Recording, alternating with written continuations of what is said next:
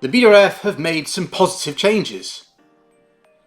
I can't quite believe I've actually said that word out loud. Are pigs flying outside my flat? No, I'm only joking. BWF have made some positive changes, and that's why I'm here in this video. But it'd be a bit unfair of me to say this is the only time they've done that. They constantly are, as much of the flack they get.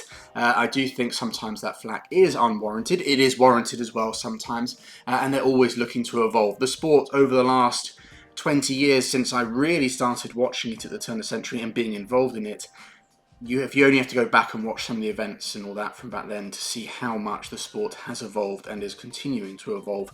And it's, that evolution of the World Tour that is what I want to talk about today in this special episode of Beckman's Breakdown, because recently, I don't know quite when, but the BWF made public the huge changes that are going to be made to the World Tour from 2027 until 2030. There is a document that lays out absolutely everything. I will put that in the description, and I'll also pin it in a comment. So if you're wanting to spend some time to read it through, you can. It's relatively lengthy and a bit wordy, but it's quite an interesting read. For this video, I'm not going to go through all of the document, otherwise we'll be here for hours. I'm going to focus on the main changes, which fortunately for us are highlighted in section 8 of this document, pages 5 through to 7, under the title Summary of Key Changes for 2027 to 2030. So I'm just going to go through them and give you my thoughts on them. So the first one, the Super 1000 new concept. 4 Super 1000 tournaments will be played with a new tournament concept in singles, with a group play system and 48 entries in both men's and women's singles. Doubles will be played with a 32 knockout draw.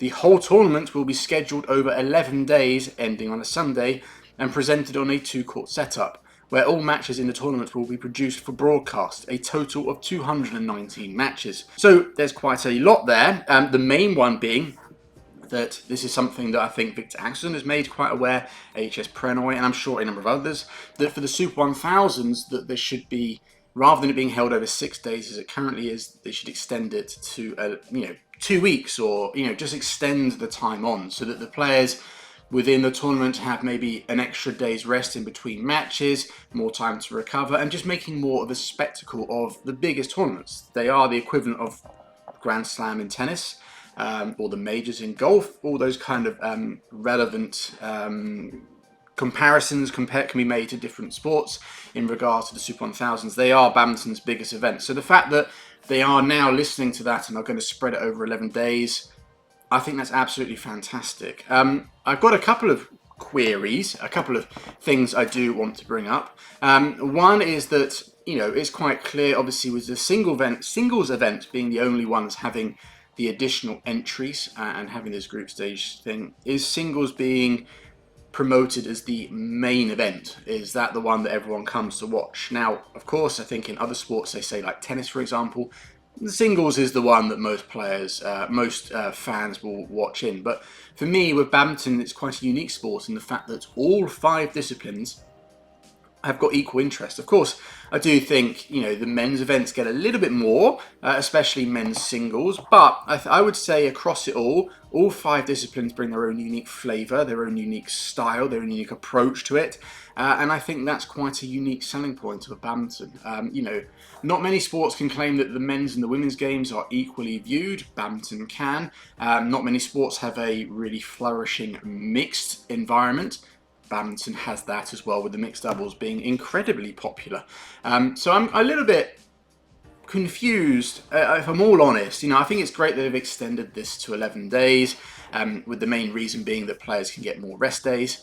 It means you can hype up certain matches, because, I think recently when they changed it to where, if we remember, Super 1000s, for example, used to start on Wednesday, and so round 1 would only have 1 day for the first round matches, whereas now they recently pushed it to Tuesday, so that the first round matches were played over 2 days. And sometimes you would then look ahead you'd be looking at the matches coming up on a Tuesday, and your favourite match wouldn't be on, it'd be on Wednesday, and there'd be that excitement build up, and vice versa. So if there can be a little bit more of that, especially when you get into the latter stages where the matches are supposed to be against even better players and have far more excitement, if there's a day's rest before, you can really hype up the next day's matches, and I think that's a good thing. But getting back to the draw, personally, I'm not quite sure I'm a fan of the group stages. I know this gives more opportunities for lower ranked players because obviously, there's more people can enter. So there's definitely been this case. I've spoken to a few players in this when they're in this boat where it's really difficult to get into the top 32. They're like the top 50, top 60 players, and on their days we've seen they can compete against the top 30. So the fact that they've been giving a chance is a great thing, but I think that should extend to the doubles events as well. So I don't quite see why we don't just have maybe a 48 draw or even a 64 draw across all the disciplines. If we've got that much time, we can still have a straight knockout. I still don't see the need for the group stages. Some people might say, well, it gives players more than one match, but that's just, there's always going to be some trade-offs, and I just think, rather than just being just for singles players, I think a straight knockout, go back to the old days where I remember the All England being a 64 draw plus a qualifier. I don't think you need to go that far, but a 64 draw, or open it up a little bit further, but have it for all events, because then you get to see far more. And I think in terms of scheduling, I haven't sat down and really worked this out, but it would allow a little bit easier for this, the spacing out of the matches. So yeah, there's going to be a lot of me asking. I'd love to hear your thoughts. So I think I might say that for the end. There's going to be your thoughts on all sorts of things that are brought up, as well as these changes. But for me, personally, I love the fact that the Super 1000s are going to be a much bigger event, over 2 weeks in essence. I'm not quite sure the group stages is something that I would to use, in all honesty. And sometimes you get those dead rubbers, those dead matches, and that's not very exciting to watch. Maybe it would be for the players if they come second in their group but don't get through, but there's more prize money or more ranking points if they come second as opposed to third in the group. But then that's just for them. For us as fans, they're not going to make it through to the latter stages, so there's not really much for us to get excited about. I think a straight knockout is far more exciting, and just extending it to all disciplines, so everyone that's involved with badminton, singles players, doubles players, all get these chances to play in the Super 1000s. We get to see more of them.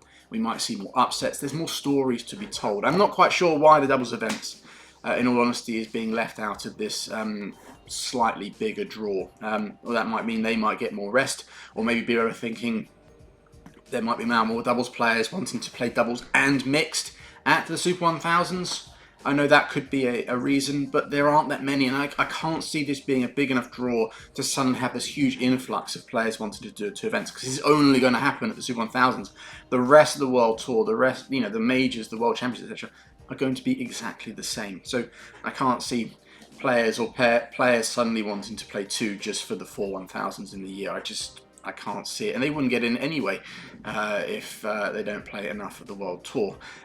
Other things that that come from this is, one big question is, where will BWF place these on the calendar? This is going to be a theme running throughout this whole change. I think in the next section I'll talk about how many tournaments there are, but a big thing is obviously the BWF comes under fire for how tight and how busy the scheduling is, and I think that's a good criticism. It is a very busy schedule.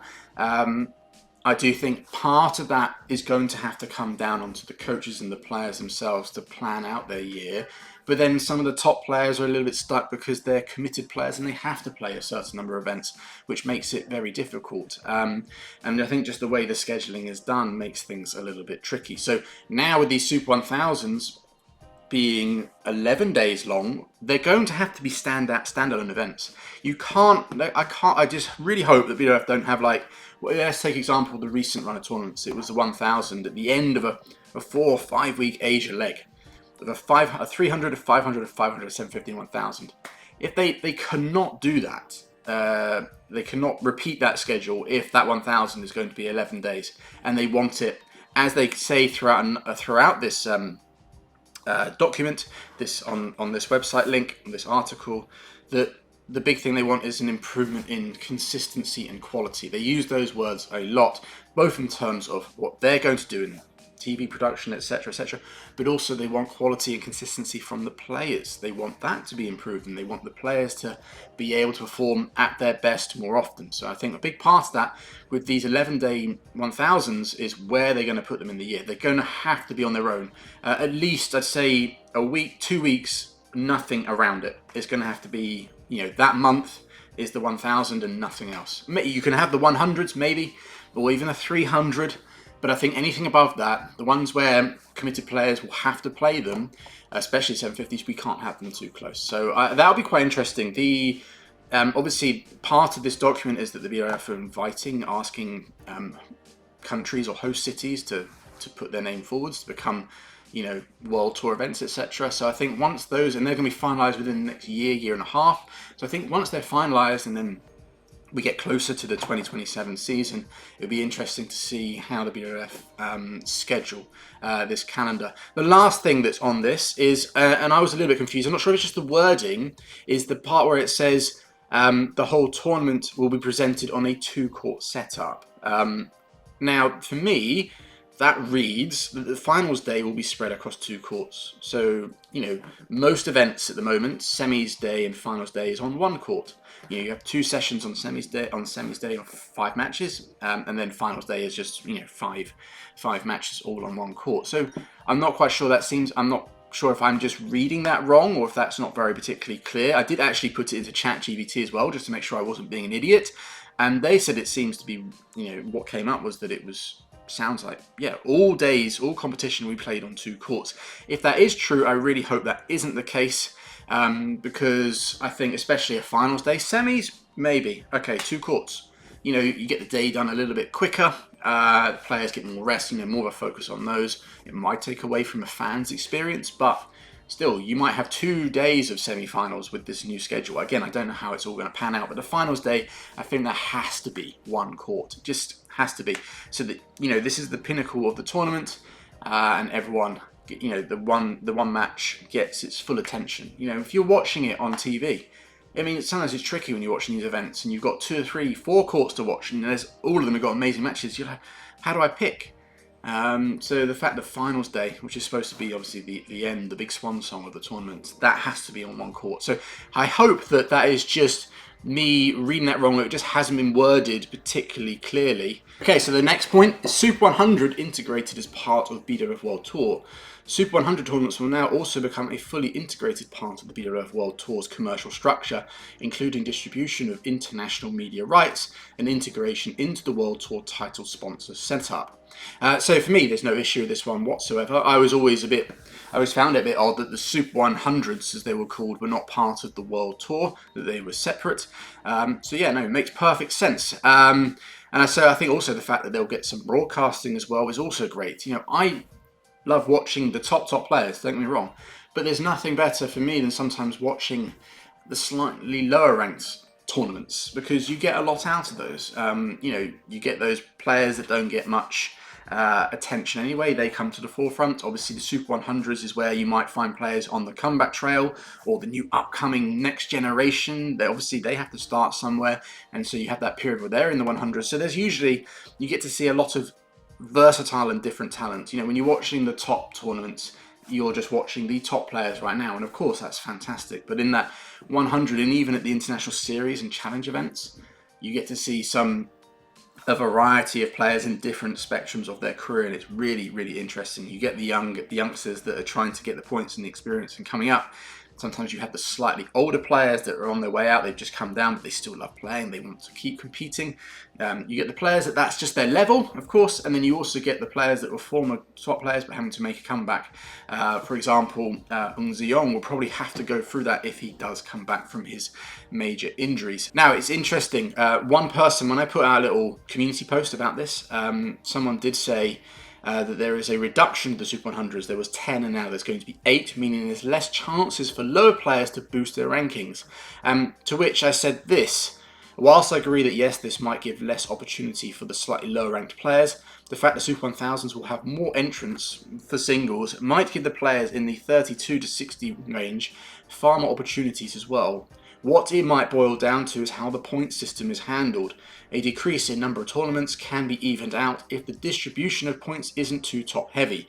And that's another thing that I've had conversations with players in those top 60, but they're not quite the top 30, is that if a player can get into the top 1000s inside the top 32, it's really hard to fall out. If you miss a few through injuries, usually the only way. Even if you're losing first round most of the time, if you get one second round, it can almost secure your place there for another year. I think the ranking points on offer do make it quite difficult for players on the outside to come in. I think they have to do exceptionally well, which I know that means that then they have to be fantastic players. But the fact that players in the 32 to 60 range are, as we've seen, capable of beating top 32 players, then I think the fact that it's difficult for them to get in, especially with the game becoming far deeper, as we've seen, players in the top 32 get called out for inconsistency. For me, that's a fair comment, but I think a lot of it boils down to there's just far more depth throughout all the events. So the fact those players in the 32 to 60 are also going to suffer that in their own level. So yeah, I understand that maybe there's slightly less tournaments in the Super 100 bracket for them, but I do think obviously the Super 1000s offer more opportunities, and I think it's going to be interesting how the point system is handled. There's a little bit on that a little bit later in this document, this update to the World Tour, but I think how those things are done is going to be the key thing, and also the scheduling, because players can only play so many tournaments throughout the year. So next one, total number of tournaments in the different levels. The number of tournaments in each level remains largely the same as the 2023 to 2026 cycle, except for Super 300 and Super 100. With Super 100 tournaments becoming fully integrated into the BWF World Tour, there will be 8 Super 300s, there's presently 11, and 8 Super 100s, presently 10, but both levels will be upgraded. The total number of tournaments in the BWF World Tour will be 36 tournaments. So that actually 36 tournaments for the number of tournaments on the World Tour from 2027 is a decrease from what it is currently. I don't know what it is currently, I think it's in the low 40s, but that is only if you count the Super 100s, which obviously at the moment aren't part of the World Tour. So currently it's actually 31 if you don't count the Super 100. So actually it is an increase in the tournaments, but I think that's mainly because now the World Tour, the Super 100s will be integrated. It does mean for the bigger tournaments, Super 500 and above, it has reduced a bit, especially Super 500s, which should make planning a season a bit better. It might also make it a bit easier for the BWF, like I said earlier, where they're going to put those big Super 1000 events if there's slightly less 500s. I think the 750s remain the same at 6.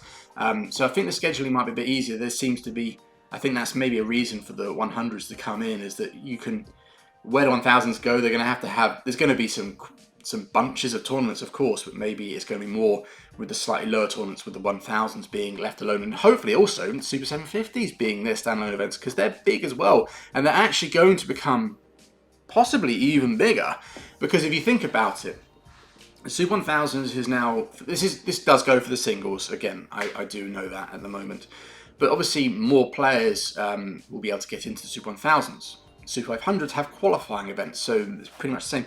Super 750s remain as they are, so in say for singles you have to be top 32, because pretty much all the top players are going to play the Super 750s. They're obviously big tournaments on the World Tour, offer huge amounts of ranking points and World Tour ranking points, but they won't have qualifying, or there's been no indication that they're going to have a qualifying. So for singles, it's actually going to be harder to get into a Super 750 than a Super 1000. It's interesting, isn't it? So I think someone also mentioned that they maybe should implement some qualifying for a Super 750 as well, which I don't think is not a bad idea.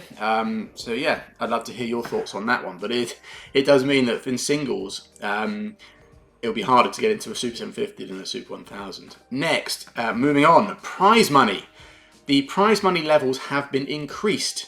More for the higher levels, with the Super 1000 now also being scheduled over a 2-week period, 11 competition days, and relatively less for the lower levels. The increases in prize money should be seen in the context of the BWF financial contributions also being increased, and other commercial support options being offered. In the new cycle, BWF will cover the minimum prize money commitments, and also cover increases in the minimum prize money. This means the host will have a more stable financial situation throughout the cycle, where the increase in prize money will not influence the host. Hosts can offer upgrades in prize money for their own tournaments, where the host will then have to pay this additional amount to BWF. So first thing I've written here in my notes is BWF are tapping into those profit margins that Victor Axelson spoke of. This seems to be more than simply just offering money, but increased support too. There is more on that later as well in more specific ways. There's a lot going on actually in that one. It does get, like it mentions here, it gets covered in the commercial and financial contributions and commercial support. There's actually a whole section within this thing on that should give a little bit more context to this section. But what it really boils down to is money and the prize money, and it's looking pretty good. I'll quickly run through the levels, starting with Super 1000s. So in 2026, so next year, it will be total prize money for a Super 1000 of $1.45 million. By 2027, that will go up to $2 million, with a further 5% increase, 100,000, by 2029. So there's going to be not just a massive increase in money there for Super 1000s, but over the next 2-3 years, it will increase by a further 5%, all covered by the BWF. Super 750 next year will be $950,000. By 2027, it'll be 1.1 million, with a further 4.5% increase. That's almost 50k by 2029. Super 500, 2026, 500k, $500,000. By 2027, this will be 560k, with a further 7% increase, just over 39k by 2029. Super 300, 2026, 250k, $250,000. 2027, 290k, with a further 3.5% increase. That's just under 9k by 2029. And Super 100, currently 2026, 120k. By 2027, 140k, with a further 7% increase. That's almost 10k by 2029. So quite a sizable increase in prize money, which is absolutely fantastic.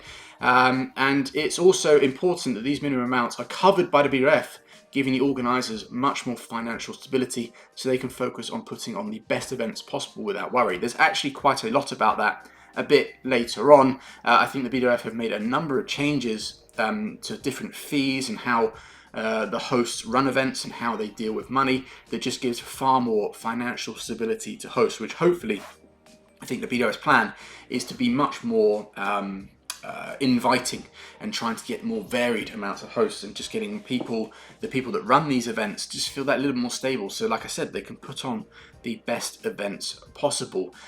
What I think, and I remember reading a Reddit post. Reddit isn't the best place for information, but it's quite interesting to read when this was put up. And I think people were saying, well, this is going to lead to massive ticket price increases.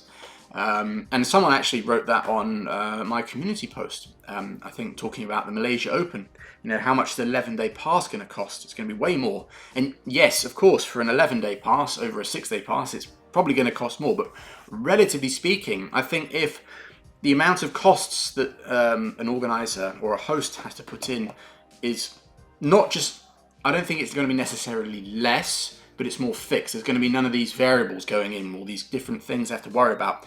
They know how much, they can plan it much better. I think it's going to be quite fixed rates and fixed fees so that the organisers know exactly what they have left, which means they know what they need to cover. So I think something like ticket prices, I actually think they might, and this is what someone did say on Reddit, it could potentially be decreased, which would be absolutely fantastic if that's the case, because I know that has been an issue. Indonesian tournaments in the last few tournaments, I think that's combined with a few other factors as well, but a big one was that the ticket pricing was just too high. It kind of priced many people out, or put them off, at the very least. I think, especially in Indonesia, there's lots of badminton fans, but the majority of those fans aren't going to have that much disposable income. So if ticket prices can be a little bit cheapened by this, then that's absolutely fantastic. Again, that's something I think we'll have to wait and see. Obviously, a big part of it is going to be how greedy will these hosts be? Will they still want to charge the same and maximize profits, etc.? But we'll have to see. I think the last thing when it comes to this all, obviously, prize money, like it says, that's the minimum. So what I said, all those figures were the minimum that BWF will put in. The organisers, the hosts themselves, can offer more, and I think I'm right in thinking that if they offer more, it can also, as a result, increase the number of world ranking points that are on offer for players. That is something I think that actually is currently in place on a smaller scale. I think China Open put in a lot of money into one of theirs, and it did, as a result, offer more ranking points. Again, I might be slightly misremembering what someone said to me there, so do correct me if I'm wrong. But this is definitely, for this new change from 2027, is going to be something that comes in, is that, you know, if a host wants to add more prize money, then as a result more ranking points, which obviously that's going to keep the top players wanting to come for definite, etc, etc. Next one, TV production upgrades. Generally higher requirements in terms of TV production, with more production days and matches. See details in section 9. Matches produced from Super 1000 from 51% to 100%. Matches produced Super 750 from 39 to 61%. Super 500 from 16 to 30%. Super 300 from 7 to 14%. And Super 100 from 0 to 7%. So yeah, this is absolutely fantastic, so long as the quality is good. Which, as we'll see, I think there will be more expectations on consistency and quality. And like I said already, that is something that BWF mentions a lot in this document. And I really do hope they live up to this. There's a bit later in this document, there's a whole table of what's going to be expected in all different departments, including the TV production, of how many cameras, how many rigs, all this stuff, you know, Hawkeye, etc, etc, all the different cameras that will be on offer, and it's definitely increased across the board, especially the 1000s. But yeah, no, I really do hope they live up to this. Like I said in my last video when I briefly mentioned these changes, I think this is obviously going to mean if they're going to have more TV produced content, that means they're going to need more commentators, and I have been trying for a little while actually to get my name, to get myself involved in the commentary. It's, you know, it's not an easy process. You know, obviously I've worked with the BWF doing social media content since 2020. I've been doing that consistently for 5 years. I've obviously been invited up to the All England by the BWF to create other sorts of content, and I have every single time been talking to them about trying to get involved with commentary and doing all that kind of stuff. It's something that does excite me, something that I would love to at least try. I don't know whether I'd be any good or not, but you don't know until you try. So hopefully, with obviously the increase, the quite large increase in TV produced matches, that means they will need, probably going to obviously need more commentators, especially at the big events. They might even need some more at the low events, because you're not going to get Jill Clark and Steen Pedersen going to the 100s, 300s, etc. So maybe there's opportunities for people like myself. I have put my name forward, so I will keep everyone updated on that. Next, lighting. Lighting set up for courts, especially the TV courts, remains being delivered in an inconsistent way across the tournaments. It is crucial that lighting is optimised, as this hugely influences the quality of broadcast and sponsorship delivery, as well as being a very important area for players on the court. More specific and detailed requirements will be provided by BWF for hosts to live up to, so that lighting is sufficient related to all aspects. So yeah, no, this would be obviously really, really good. Again, it's another thing that we are bringing about quality and consistency. And I think, and this goes throughout the whole document as far as I can see it, that BWF are going to have more oversight when it comes to the production. They obviously do have a huge media team in front that delivers all the kind of YouTube content that you see, the produced stuff, some of the social media stuff, obviously how the streaming through YouTube, etc. is done. In front does all of that media house, and that's obviously the people that deal with the commentators as well. So they're a massive company within it. But I think I remember rightly, CKU on his Average Not Average podcast was talking about this, why tournaments do look different, why the sound can be different, the lighting, the angle, is because I think they don't have a dedicated team that travels around the whole world tour where it's one uniform. They'll obviously hire production companies from the local area. So if it's in Japan, it's going to be a Japanese one. The All England will be an English one, and obviously as a result there's going to be some discrepancies and some differences between it. So maybe the BWF are going to invest in their own team, or they're just going to have more stipulations and more tighter control on those production companies that come in to deliver the content, to deliver a far more consistent product. It would be really good. Obviously we are as fans expecting the outside of courts and you know, the lighting and how the organisers run it with the Titantron and the you know, the flames, etc., and all the kind of theatrics, those can be obviously be different. You know, that's going to be down to the organisers. But the TV production, the angle, the sound, the quality, that would be really good to see that a little bit more uniformed. There are a number of tournaments that do it really well. I know the All England gets a lot of thumbs up for its audio quality. I think the Japan Open does as well. You know, the sound of the string sounds like a thunderbolt going off. Yet some of them aren't as good. So yeah, no, hopefully with a little bit more consistency, will have far better quality. Although I must say, last thing before I move on, is that the quality of the lighting has hugely improved over the last 10-15 years. If you go back now, and I might put it on the screen, the Japan Open from the early 2010s, late 2000s, it's so bright, you know, it's so flushed out, like the backdrop and the courts are almost the same colour. It's really hard to follow. And then you watch it now where you can see from behind the courts is much darker, and the lighting, it stands out far more. Obviously, there's room for improvement across the board. You know, if we can all have Japan Open quality or All England quality of TV production, us as badminton fans would be hugely, hugely happy. But it has come a long way. I'm not saying it can't be further improved. BWF obviously said it does need to be, and that's absolutely fantastic. So next one, LED A-board implementation. Super 1000 and Super 750 tournaments, it is mandatory to have LED A-boards on the first tier baseline. This will be operated with 10 rotations of sponsors, but BWF will retain 2 rotations. The host can manage the packaging and sales of the other 8 rotations. This is just a smart business move. You can fit more sponsors on a rotating one rather than just a fixed one, so which obviously therefore means more money, and it could be more interactive and exciting than just plain old school A-boards. You know, we've seen those.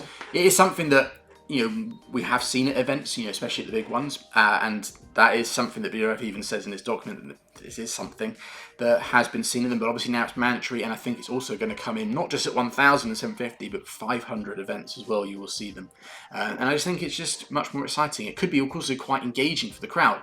You know, I've seen tournaments where it's match point, it says match points flashing up, or you know, Hawkeye challenge, and that comes up. It's just far more interactive and just feeds into making the experience for fans and everyone much better, as well as it just being a smart business move.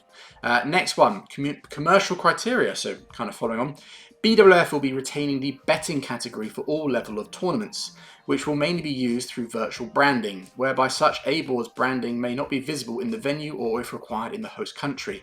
There may also be other countries where such A-boards branding will not be visible on broadcast if such advertising can have a negative influence on broadcast distribution. So this is just a very small follow-on point from the last one, and it's just common sense. Different countries have different cultures and different sensibilities, and also some brands may want to advertise to certain countries.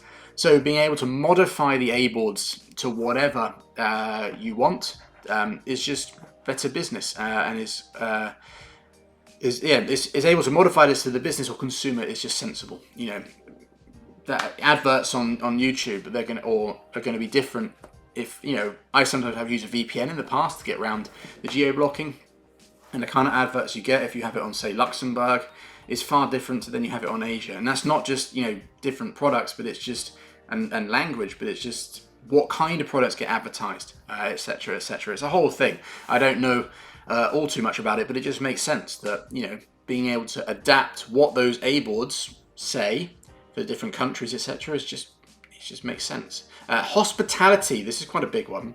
Generally, hospitality facilities have been upgraded over the recent years by many hosts, but delivery is somewhat inconsistent. BWF will put stricter and detailed requirements on Super 1000 and Super 750 hosts around this area. Like I said, this is something that's definitely brought into that big table I mentioned, which is later in the document, and there's going to be a number of changes. I think the 1000s, there's not too much because the hospitality, as mentioned, is pretty solid. It definitely could be, like they said, a little bit more consistent. I've been backstage at the All England, and the training hall, the warm-up area, etc., is pretty good. Obviously, I don't know everything that the players can get from those kind of situations, but I can remember a little while ago Anders Antonsen going on about how poor some of the tournaments are. So stuff that's, you know, practice courts, warm-up courts, maybe a mini warm-up, cool-down area, you know, the bikes for players after matches. Some tournaments it's literally just do what you can, maybe go to the hotel gym. So it's good that they're going to put on, BWF are going to be stricter and basically say you have to offer this if you're going to be a host for a 750 or 1000. These are the things that need to be there, like almost like a band and their list of requirements. What's the word? I can't think of it right now. But, you know, a rider, that's the one where they need this and this backstage. It's going to be the same for the players. And that's really, really good. Like I said, one of the things that BWF want from all these changes is not, you know, we talked about consistency and improved quality. But like I said, that goes for the players as well. And one way players are going to be able to perform better and perform more consistently is if they're well looked after. And obviously what goes on backstage plays into that hugely. What kind of hospitality is that for the players, as well as for sponsors and people that come into the events. You know, the financial side that allows the BWF World Tour to run, that also needs to be really, really good. Yeah, no, so like I said, there is a huge section, a huge table on this, and what is expected under player facility upgrades. Just as an example, it has this for the Super 1000. A player lounge mandatory with minimum requirements. F&B provided, relaxation furniture, internet access, minimum transport requirements, proximity to warm-up courts. You know, 750s are expected to have player lounges to a higher level as well. So that's just some examples of the things that are going to go up. So yeah, no, obviously, most of these things, like I say, they're just common sense. World ranking points reward.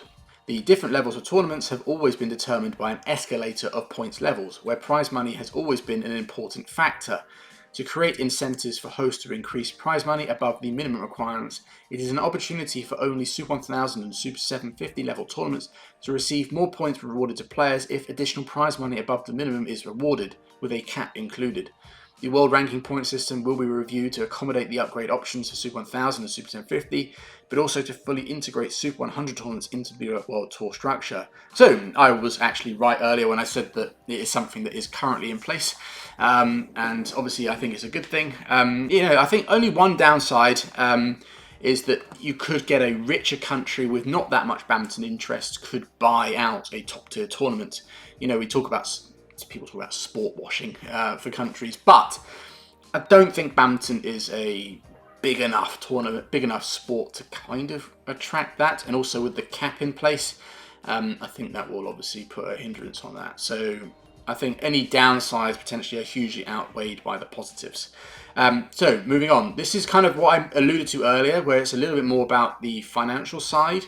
Again, I will preface all of this by saying I'm not an expert. I did ChatGPT a few of these things just to make sure that what I was saying was correct, or at least on the right lines. But I'll read them out anyway. There's a few little things to say. So, financial contribution to host. The financial contributions BWF have generally been increased to support the additional costs related mainly to prize money increases, broadcast production costs, operational cost increases, such as additional days of Super 1000 and LED A-boards.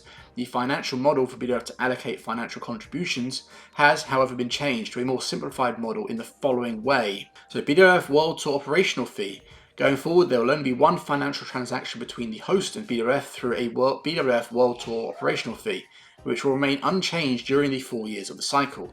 This fee is calculated to convert all financial allocations between hosts and BWF into one fee to replace a number of other financial transactions. And these are the other financial transactions. BWF cover prize money. The host therefore no longer requires transferring the prize money to BWF before the tournament. This means the players should get their prize money winnings much faster, which is a good thing. But what this is saying is BWF is now funding and managing prize money payouts, so hosts don't need to budget for or transfer prize money anymore, saving them money and in administrative effort. So like I said, a lot of this is going to come under, basically, to run a tournament, there's one fee, rather than there's this and then there's going to be this cost and that cost and this fee, which not only can, you know, be hard to kind of plan for, but like it says, you need people to administrate that, and there needs to be administration fees. That's going to cost more people to get people in to deal with that. So the fact that it's all just going to come under one thing just makes it far simpler, far easier, and far more attractive for potential hosts. So next one, BWF removing sanction fees. The host therefore no longer requires transferring the sanction fees to BWF before the tournament. So this means the hosts will save money and face fewer financial barriers because BWF is no longer charging them a sanction fee or requiring any related pre-tournament payments. BWF will cover the LED A-board structure. BWF will source, deliver, operate and pay the costs for the system at no cost for the host. That's an obvious saving for the host. The BWF will no longer pay a minimum guarantee or revenue shares. The model has been designed to provide a secure and stable financial model where hosts will not be faced with increased commitments during the 4 years of the cycle. The BWF contributions have therefore been included in a calculation where hosts pay one fee, but where BWF take over increased liabilities from the hosts and will also absorb increases going forward, e.g. in minimum prize money increases. So the old model, let me quickly just explain that. This was something that I kind of understood, but I'll be honest, I didn't fully, so I'll use the old ChatGPT to give me a nice little rundown. This means that the old model, the BWF paid minimum guarantees or revenue shares to hosts. If a tournament didn't make enough money, BWF might cover the shortfall, might being quite the operative word there. Under the new model, so the 2027 to 2030, BWF will no longer pay these direct financial supports. Instead, hosts will pay a single fixed fee to organise a tournament. After that, BWF takes on the financial risk, including future cost increases like rising prize money. BWF is simplifying and de-risking the financial arrangement for hosts. Instead of variable payments and possible shortfalls, hosts pay one fixed fee and BWF absorbs any future increases, making the system more predictable and appealing for event organisers. I've already kind of said that earlier. This should attract more hosts who might have been hesitant with the potential risks in the old model. So yeah, no, it's just making things a little bit more streamlined, a little bit more inviting for hosts, and BWF are, like they're saying, taking on more of the financial risk to make sure that the product gets done better and better and we can still have amazing tournaments. And lastly, I think this is the last one on this whole thing, commercial support package option. The commercial support package option was introduced in the 2023 to 2076 cycle as an optional help to hosts in creating incremental revenues from A-board sales. The commercial support package will offer higher pricing for A-boards/LED rotations and will be available to Super 1000, Super 750 and Super 500 levels. Like I said, this was mentioned above. This is already a thing. I'm sure you have seen those A-boards, like I said, at some of the big events. And like I also said, these will be extended to the Super 750. So in essence, BWF are expanding this side of things, which, like I said earlier, I think just makes business sense. Those A-boards, they just look far better. They're more practical. They can be adapted to different countries, to different hosts, to different people who are watching on TV. It can get the crowd more involved. It can be a bit more exciting to see. You know, we can get movement involved. You know, just everything. It just all makes things really, really good. So that's everything. Those are the key summarizing points, the main changes. I hope you're able to follow along. Later in the document, in the section 9, there is a summary of key concepts, rights, obligations. It's a table, basically. And I'm not going to go through it all because there's quite a lot more. And it already repeats a lot of things I said. It's just in a much more digestible form. You know, in this document, things that are in red on this table are changes. Things in black are stuff that's currently in. And under TV production, everything is in red. So it means everything is going to be improved. And it looks pretty cool. But I'll leave that up to you to have a little look through if you're interested. Because A, I've already gone through a number of the things. B, I'm not exactly a tech savvy person, so it'd be absolutely pointless. And C, just for timing's sake. So that's everything. Now, of course, the last thing I'll say before I sign off this video is lots of really positive things there. I think in general it is really, really exciting. I love the fact that they're trying to create more quality and consistency, you know, especially in the TV production. I like the fact that they're making the Super 1000s far more of an event, you know, with the longer days. I'm a little unsure as to why it's just singles that's become bigger. I think that maybe we should, badminton as a sport, that its unique selling point, its unique part of it, as I see it as opposed to other sports, is all 5 disciplines are, I wouldn't say they're equally loved, but they have their own fans within it. You know, I love all 5 disciplines. Some people only like the singles events, some people just the doubles. But there's a massive group of people that love at least one of the disciplines. So, you know, not one is kind of like, oh yeah, that's just because we have to run that. And so I think Super 1000s should reflect that, and I think there should be an increase in the number of players. If they're going to increase the numbers, do it across the board, not just the singles. But maybe this is just the first thing. They're going to see how it is. Maybe it's open to further changes. I think it's great that they're trying to obviously have one eye on the players. We'll have to see what the schedule's like to see if that really is something that they've considered, because obviously the schedule is going to be a huge part. Like I said, there's more tournaments in general on the World Tour because of Super 100s, even though the 500s, the 300s have decreased in number, and I think the 500 are the same. So how they schedule that is going to be quite interesting. I love the fact that they're trying to make it more consistent stuff for the players at the tournaments, their experience there, also the fans with the A boards, etc. What else? There's plenty. I've gone through it all. I don't need to repeat it again. There's plenty of positives here. There are obviously a few things that I've seen under posts on this and other videos. There's a few things that obviously haven't been addressed that fans still think should be. The big one is VAR. I really hope that hasn't been mentioned at all in this document. Obviously, an increase in Hawkeye for the lines. But I think if they're willing to put this much money and financial support into this to make the consistency, I think a VAR system needs to be looked at. I think, like I said before, especially when it comes to we can start with the net situation, with the net kills and all of that. I know it's not as easy as doing this, because none of this changes the rules of the sport per se. Whereas obviously when it comes to VAR, they'll have to kind of talk about how many challenges do players get, etc. It's how does it actually work? There's a little bit more thought to it, but it's definitely something that a lot of people have mentioned. They haven't mentioned that, and that's a huge thing I think the sport needs to look at. The other one is, I think, slightly less, and that's the medical timeouts. That's a rule that was changed last year, that players can't have a medical timeout during a game. They can't have any sort of treatment. They can have a doctor come on and look at them, but that's about it. It's about as useful as a poo in a swimming pool.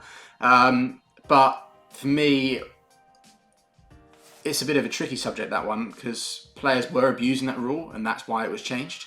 It was a little bit like the rule of if you would draw against your fellow countrymen, you don't get any ranking points, because too many times we saw players pull out against their countrymen to give either a walkover or something, and they got their points. So it was being abused. It was a rule that was being abused. So understandably why the BWF have changed that. For me, a simple change would be, like players can go off the towel down or take a drink, they can go off and spray. There are some areas that are difficult. In doubles, it would be a problem. You've got a partner. In singles, maybe your back might be difficult, but in general, you can spray. You can reach pretty much any area. So I don't see why players aren't allowed to have a quick spray down. That's to me would be something that sounds relatively logical. I'm not sure if I've just overlooked a major flaw in that issue, in that plan, but that's how I would see it. So those are the two main things I think haven't been mentioned, with the VAR one being the big one, and the one that I would definitely be like, I really hope the BWF do look at that and do it. Look into a VAR system. That would be really, really cool, because it's not, for me, it's not a knock on the umpires. Humans make mistakes all the time. Badminton is incredibly fast. An umpire, especially when it's hitting it, they have to kind of look at this side that's hitting the shuttle to make sure nothing's going wrong there, and then quickly glance across to see whether it's hit someone, going super, super fast, and especially when the game's getting fat and fast in doubles. These things are happening in split line, they've got to do this, and they're relatively close. You try and sit there, and it's easy to miss something, and then you've got to keep an eye on what all the different rules. It's not an easy job, and they are volunteers. So we have to give them a little bit of flack at times. Even if sometimes they do make shockers, but we all would. But I think a VAR system would absolutely help them. I don't see it as a tool that would be like to go, gotcha, that was a bad decision. Ha ha, you're rubbish. It would just be there as a tool to support them to make the best decisions so the game stays as fair as it possibly can. But anyway, I've spoken for long enough. Those are the updates. I went through all of them. Let me know what you think of the changes the BWF are looking to make. What do you think of the thoughts that I gave on them? And anything else you think the BWF maybe could add to make it even better. Clearly they are looking to change things, so they are open to change. I think they always have been, as much as the general perception is they aren't. I think they are. I think we're sometimes a little harsh on them, but at the same time, yeah, anyway, I've spoken for long enough. It's time to sign this video off. Won't be doing another Beckman's breakdown for a little while. Actually, while I've got you, if you are still this far, last thing I'll say, the next 2 tournaments that I would do a Beckman's breakdown are in July, and in July I'm actually away on holiday. I'm visiting Indonesia because my wife's from Indonesia. I'm visiting the mother-in-law and spending some time there. I will be watching and keeping an eye on the results, but I won't be in a position to do a Beckman's breakdown. I don't think, anyway. I wouldn't like to say I definitely could. So what I'm going to do is when I get back at the end of July is probably do a Beckman's breakdown on both Japan and China as a combined thing. Be an extra special episode for you guys there. So I won't leave it out, but it just won't come out at the time as it usually would. So anyway, guys, thanks as ever for watching. Please do feel free to like the video, comment on it, share it, subscribe to the channel if you like this kind of stuff, and I'll see you in the next one. Oh, and obviously, if you want to buy any Beckman's Breakdown merchandise, it would help the channel, and I think it does look pretty cool, then click the link in the description, and that will also be pinned in a comment. There's still 20% off and free worldwide shipping. So anyway, again, I'll say goodbye for the 4th time. See you later, everyone.